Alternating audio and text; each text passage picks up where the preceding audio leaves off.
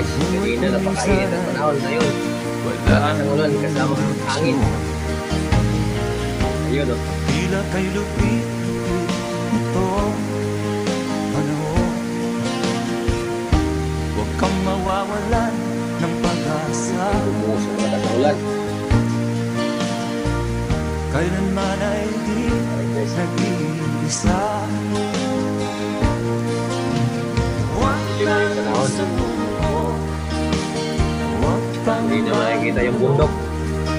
ituloy